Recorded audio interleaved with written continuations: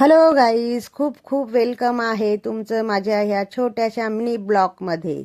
तर मी तुम्हाला आज दाखवणार आहे माझ्या मिनी ब्लॉकमध्ये की सुंदर सुंदर बाईक, आणि बाईकवरती बसणार आहे तो माझा क्यूट क्यूट नातू.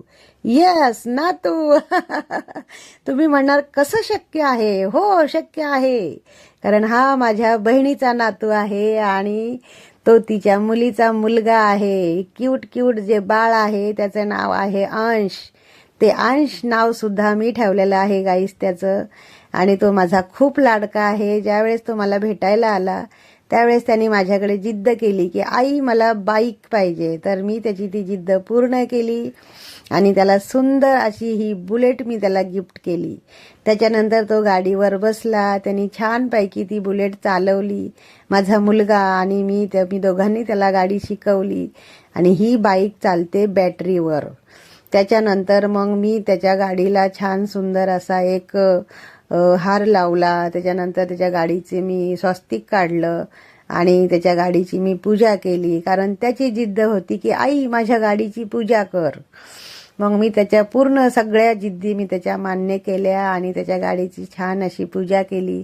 स्वस्तिक काढलं, हार लावला आणि छानपैकी त्याच्या गाडीला मी नंतर ओवाळलं.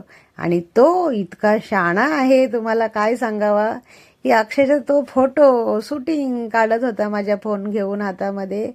आणि खूप हुशार आहे तो गाईज. तर तुम्ही पण तुमच्या नातवाला, तुमच्या मुलाला किंवा तुमचे जे लाडके असतील, गोंडस बाळ घरामध्ये कोणी असेल तर त्याला खरंच असं सुंदर सुंदर असं छोटं छोटं गिफ्ट द्या आणि मग बघा त्यांचा आनंद.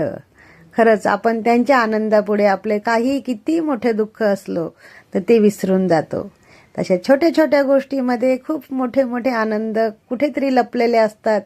तर तुम्ही नक्की हे सगळं करून बघा आणि मग बघा की तुमचे मुलं, तुमचे नातू आणि तुमचं घर कसं आनंदीमय होतंय.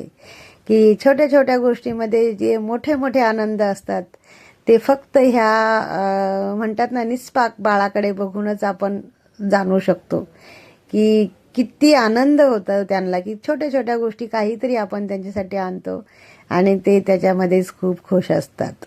तर चला तर मग गाईज, आता मस्त अंश गाडी चालवतोय आणि मी त्याच्या पाठीशी मागे आहे. आणि हे बघा, आम्ही दोघांनी छान फोटोसुद्धा